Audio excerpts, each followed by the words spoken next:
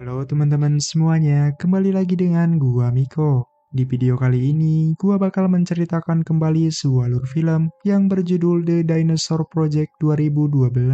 Di mana film ini menceritakan tentang sekelompok penjelajah yang pergi meneliti tentang keberadaan dinosaurus. Oke, tanpa basa-basi lagi, mending kita langsung aja ke ceritanya. Film dibuka dengan sebuah berita yang memberitahukan tentang sebuah penampakan hewan purba, yaitu dinosaurus, di mana sebuah organisasi bernama Kriptozoologi akan menyelidiki kasus ini, dan mereka menamai ekspedisinya kali ini dengan nama The Dinosaur Project, di mana kelompok ini dipimpin oleh seorang pria bernama Jonathan. Di sisi lain, seorang anak bernama Luke, yang ternyata anak kandung dari Jonathan, ingin sekali untuk ikut dengan ekspedisi ayahnya kali ini. Akan tetapi, jelas Jonathan tidak mengizinkannya dikarenakan ekspedisi kali ini sangatlah berbahaya. Ekspedisinya kali ini berlokasi di Kongo, Afrika bagian tengah, di mana kita langsung diperkenalkan dengan beberapa anggota yang akan ikut dengan ekspedisi ini. Di antaranya seorang dokter bernama Liz dan dua orang kameramen bernama Pat dan juga Deb, di mana mereka berdua akan mendokumentasikan seluruh perjalanan mereka dalam menelusuri kasus ini. Tiba di sebuah penginapan, Luke diminta untuk tetap tinggal bersama bibinya yang sebentar lagi akan datang untuk menemaninya. Di mana Luke terus-terusan merayu ayahnya itu agar dirinya dapat ikut dengan ekspedisinya. Namun tetap saja Jonathan tidak memperbolehkannya demi keselamatan putranya itu. Setibanya di bandara, kita kembali diperkenalkan dengan beberapa anggota. Di antaranya seorang wanita bernama Omara, di mana Omara ini akan menjadi penunjuk jalan agar mereka dapat sampai di tempat yang dituju. Serta seorang pria bernama Charlie, di mana dirinya merupakan tangan kanan atau asistennya Jonathan. Singkat cerita, akhirnya mereka mulai berangkat ke tempat tujuan menggunakan sebuah helikopter.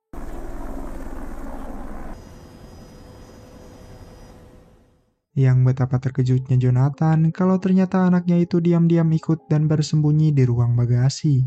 Yang entah bagaimana caranya, namun sang pilot tidak bisa putar balik dikarenakan sudah setengah jalan serta bahan bakar yang tidak akan cukup.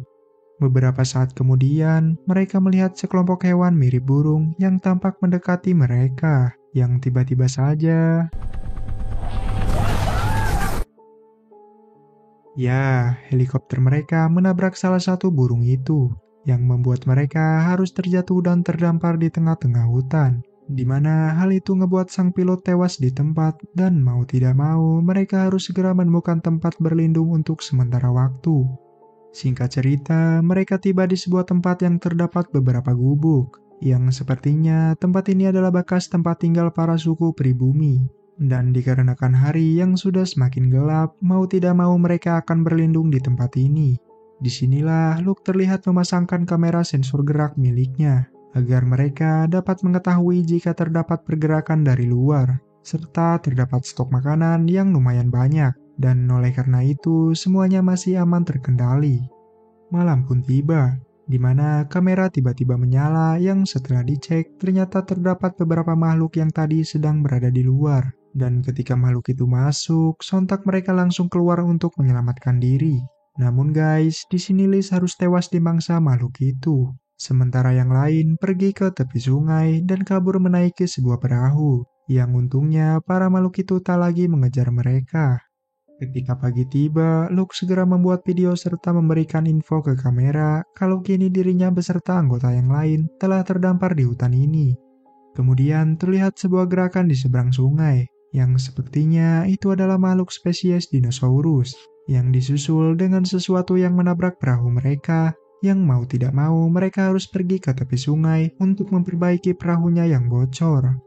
Malam pun kembali tiba, di mana mereka berencana untuk beristirahat serta mendirikan sebuah tenda di tempat ini. Terlihat Jonathan bersama yang lainnya sedang makan malam, serta Omara yang menceritakan kalau dulunya seluruh warga lokal melakukan penebangan pohon secara besar-besaran di hutan ini. Mungkin karena hal itulah para makhluk-makhluk itu muncul dan memangsa siapapun yang masuk ke wilayah mereka.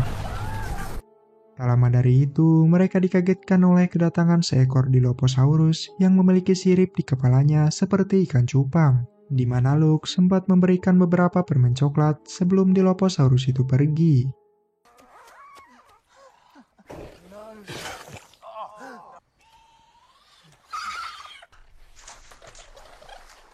Keesokan harinya, terlihat Dilophosaurus itu kembali datang menemui Luke.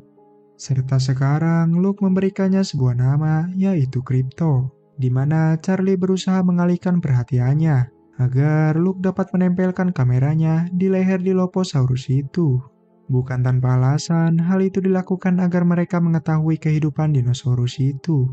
Pada awalnya, mereka sempat terkesan dengan cara berenang Dilophosaurus itu, yang setelah beberapa menit, mereka melihat sebuah gua yang mungkin saja itu adalah jalan masuk dan keluar para dinosaurus tersebut.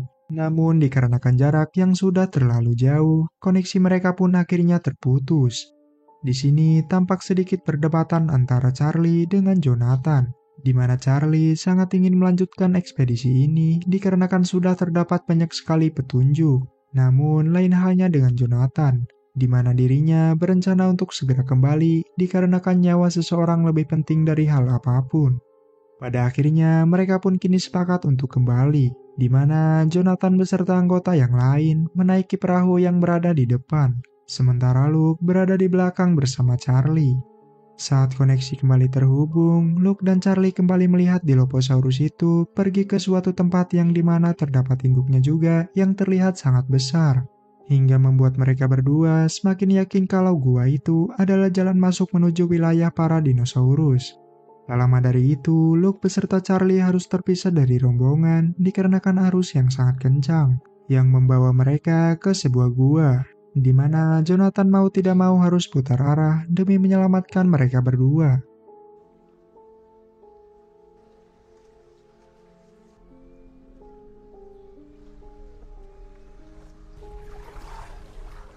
Tak butuh waktu lama, akhirnya Jonathan berhasil menyusul Luke. Dan saat akan melanjutkan perjalanan, salah satu kameramen bernama Deb harus tewas dicaplok oleh salah satu dinosaurus yang hidup di dalam air.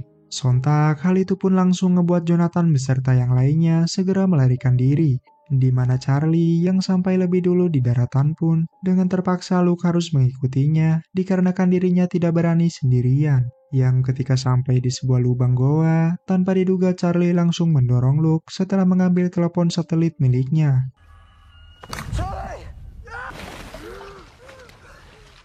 Yang untungnya Luke masihlah hidup tanpa adanya cedera serius. Di sisi lain, Jonathan, Omara beserta Pat baru saja sampai di daratan, di mana Jonathan bersama Pat segera masuk kembali ke dalam hutan demi mencari keberadaan putranya. Sementara Omara berniat langsung pulang mengikuti arus sungai dikarenakan tempat ini sangatlah berbahaya bagi keselamatannya. Luke yang masih sendirian pun kembali didatangi oleh Dilophosaurus itu, dan juga ia sempat melihat ada sesuatu yang bergerak di semak-semak, yang ternyata